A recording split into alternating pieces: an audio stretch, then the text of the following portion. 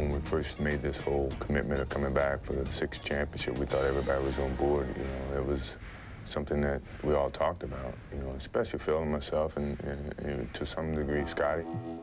I never, you know, saw the day when I would have to turn the other cheek and go the other way, but, you know, it's sort of came to that.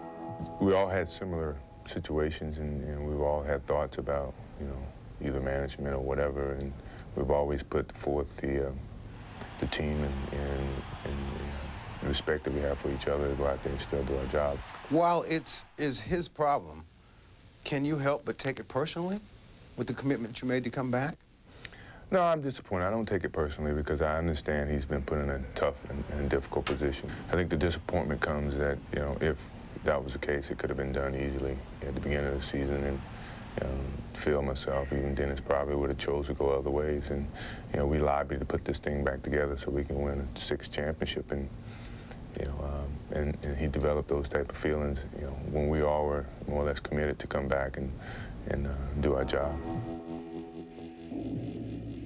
A lot of talk about players not respecting authority, and when they say that, it's due to, in fact, about the situation with P.J. Carlesimo, Latrell Sprewell. What are your thoughts on that? I can't fathom the idea of, you know, choking a coach, you know, by no means. No matter what he says, either I walk away or, you know, I have a conversation with the higher position person in that organization to voice, you know, my opinions about this coach. But the problem is that he acted, and he has to pay a penalty for that. Repeat. Wow, 5 times in 7 years, they are the best in the world. All these players have had it easy, you know, to some degree. They have come into an organization that's been established and won championships, so they've kind of joined this situation on top. I guess, you know, sometimes it's frustrating to see that, you know, they forget about the steps and the stages, you know, from 1984 up to this point. There's been a circus atmosphere around this team ever since you won your last championship. And one of the things is that Phil Jackson had told us that at the time of the draft, he was excluded from all conversations about the players, the direction the organization would go, that he could literally go home. What were your feelings on that? I think that's an undue respect to pay an individual who has given his all, and certainly his knowledge of helping us win 5 championships. It's going out in a whole different manner than what it should be.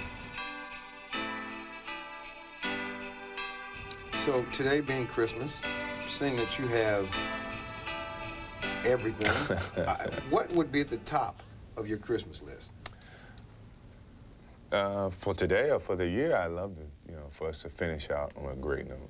You know, that would be a heck of a Christmas present to a man who's, you know, materialistically, he has a lot of things that he's ever wanted, and probably more so. But I think that what we all are, would love to have is to walk out a winner, if this so happens to be our last year, on top.